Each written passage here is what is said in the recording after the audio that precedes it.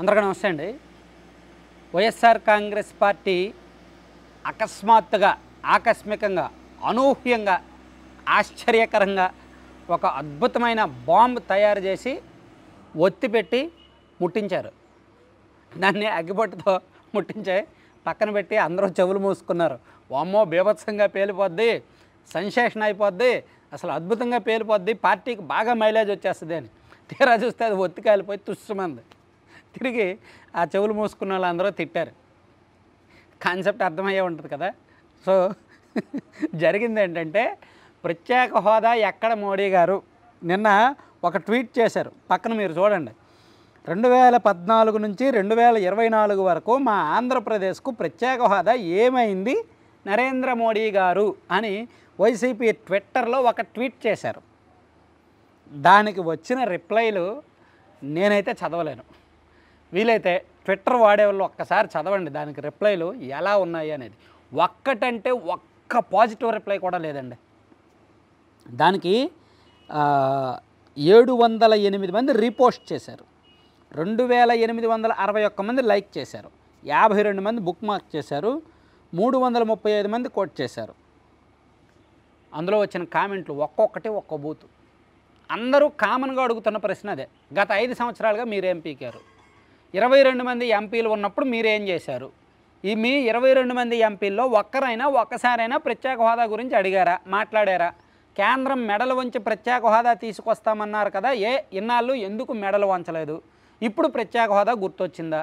ఇన్నాళ్ళు ఢిల్లీ వెళ్ళి మోకాలేసి మోకరిల్లి బతిమలాడుకొని కేసుల నుంచి తప్పించుకొని లాబింగులు చేసి పదవులు తీసుకొని వాళ్ళకి బిల్లులు అడిగినా అడగకపోయినా గుడ్డిగా బిల్లులకు మద్దతు ఇచ్చి ఇప్పుడు ప్రత్యేక హోదా గుర్తొచ్చిందా అని ట్విట్టర్లో మామూలుగా వేసుకోవట్ల. నేనైతే బూతులు మాట్లాడలేను. సీమరాజు అయితే ఇది కరెక్ట్గా చెప్తాడు, అతని లాంగ్వేజ్లో అతను చెప్తాడు. సో చాలా దారుణంగా ఉన్నాయి ఆ ట్వీట్కి రిప్లైలు. సో ఇక్కడ ఆ ట్వీటు అదంతా పక్కన పెట్టేద్దాం, ఉన్నదన్నట్టు మాట్లాడుకుందాం. నిజంగా వైఎస్ఆర్ కాంగ్రెస్ పార్టీకి అద్భుతమైన అవకాశమా కాదా 22 మంది ఎంపీలు అంటే? 22 మంది ఎంపీలు, 9 మంది రాజ్యసభ సభ్యులు, 31 మంది ఎంపీల సంఖ్య, అద్భుతమైన అవకాశం. రాజ్యసభలో బీజేపీకి బలం లేదు. రాజ్యసభలో ఏదైనా బిల్లు ఆమోదించాలంటే వైసీపీ మద్దతు తప్పనిసరి. మాకు ప్రత్యేక హోదా ఇస్తేనే మీకు రాజ్యసభలో మద్దతు ఇస్తామని ఒక్కసారైనా అడిగారా వైసీపీ వాళ్ళు? ఇప్పుడు ఎందుకు ప్రత్యేక హోదా అడుగుతున్నారు? మాకు ప్రత్యేక హోదా ఇస్తేనే మీ బిల్లులకు మేము మద్దతు ఇస్తాం. వ్యవసాయ బిల్లులైనా, సిఏ అయినా, 370 అయినా, ఏదైనా సరే. బీజేపీ రాజకీయ ప్రాపకం కోసం వాళ్ళు కొన్ని బిల్లులు ప్రవేశపెడితే వీళ్ళు ఎందుకు సపోర్ట్ చేయాలి? వీళ్ళు ఆపోజిట్ చేయొచ్చుగా. మా రాష్ట్రానికి ప్రత్యేక హోదా ఇవ్వండి, అప్పుడే మేము మీకు మద్దతు ఇస్తాం అని అనొచ్చుగా. ఇన్నాళ్ళు ఎందుకు అడగలా? ఇన్నాళ్ళు బీజేపీకి భజన చేశారు. పైగా విజయసాయిరెడ్డి గారు అయితే రాజ్యసభలో నరేంద్ర మోదీ గారిని ఆకాశానికి ఎత్తేస్తూ పొగిడారు. ఇప్పుడు నరేంద్ర మోదీ గారిని ప్రత్యేక హోదా కోసం పొగుడుతున్నారు. మరి దొరికిపోయారుగా, అడ్డంగా దొరికిపోయారుగా. అసలు ప్రత్యేక హోదా గురించి ఇన్నాళ్ళు ఒక్కలు కూడా అడగల. ఎంత దారుణమైన రాజకీయం అండి! ఇంత నాటకాలు అవసరమా? ఇన్ని డ్రామాలు అవసరమా? ప్రత్యేక హోదాని చంపేసింది ఎవరు?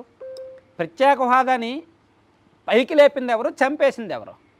పైకి లేపింది వైఎస్ఆర్ కాంగ్రెస్ పార్టీనే.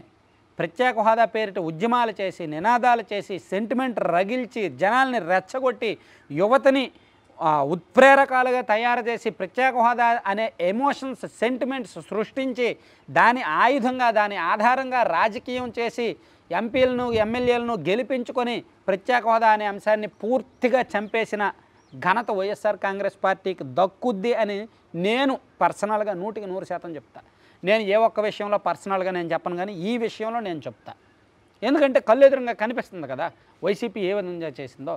నాకు బాగా గుర్తు నరేంద్ర మోదీ గారు అంటే వైసీపీకి ఎంత భయం అనేది. 2 ఏళ్ల కిందట జార్ఖండ్ సీఎం హేమంత్ సోరెన్ గారు నరేంద్ర మోదీ గారిని విమర్శిస్తూ ఒక ట్వీట్ చేశారు. నరేంద్ర మోదీ గారి విధానాల మీద విమర్శిస్తూ ఒక ట్వీట్ చేశారు. దానికి జగన్మోహన్ రెడ్డి గారు రిప్లై ఇచ్చారు. నరేంద్ర మోదీ గారు అటువంటి వ్యక్తి, ఇటువంటి వ్యక్తి, నువ్వు బీజేపీని విమర్శిస్తావా అని. అంటే అప్పుడు ఏదో పాపం మనకి బీజేపీ పెద్దలతో నరేంద్ర మోదీ గారితో పని పడింది కాబట్టి నరేంద్ర మోదీ గారిని ఎవరైనా విమర్శించినా మనం వాళ్ళని విమర్శించాం. అటువంటిది ఇప్పుడు ప్రత్యేక హోదా కావాలంటే నరేంద్ర మోదీ గారిని వీళ్ళు అడుగుతున్నారు. 2014 నుంచి 24 వరకు ప్రత్యేక హోదా ఏమైంది అని. సో దానికి నేను రిప్లై ఇవ్వక్కర్లా, అక్కడ కింద వస్తున్న కామెంట్లు చాలు రిప్లైలు. ప్రతి ఒక్కరు మామూలుగా వేసుకోవట్లా, చాలా దారుణంగా రిప్లైలు పెడుతున్నారు. నిజంగా నాకు అదే అనిపించింది. నిజంగా ప్రత్యేక హోదా పట్ల అంకిత భావం, డెడికేషన్ వైఎస్ఆర్ కాంగ్రెస్ పార్టీకి ఉంటే వాళ్ళకున్న ఎంపీల బలంతో వాళ్ళు సాధించేవాళ్ళు. ప్రత్యేక హోదా నిజంగా సాధించే అవకాశాన్ని పోగొట్టుకున్నది వైఎస్ఆర్ కాంగ్రెస్ పార్టీ. 22 మంది ఎంపీలు, 9 మంది రాజ్యసభ సభ్యులు అంటే మామూలు విషయం కాదు. 22 మంది లోక్సభ సభ్యులు, 9 మంది రాజ్యసభ సభ్యులు, మొత్తం 31 మంది బలం అంటే మామూలు విషయం కాదు అది. ఏ ఒక్క ప్రాంతీయ పార్టీకి అంత మంచి అవకాశం రాదు. వీళ్ళకి అంత మంచి అవకాశం వస్తే వీళ్ళు పర్సనల్ కేసుల కోసం లాబింగ్ చేసుకొని ప్రత్యేక హోదాని మర్చిపోయేలా చేసి ఇప్పుడు ప్రత్యేక హోదా ఏది అని అడుగుతారా? ఎలాంటి రాజకీయం అండి అది? ఎంత దారుణం అండి. అందుకే సోషల్ మీడియాలో అలా తిడుతున్నారు, అందుకే జనం అలా తిడుతున్నారు, అందుకే సీమరాజా లాంటి వాళ్ళు పుట్టుకొస్తారు. Thank you.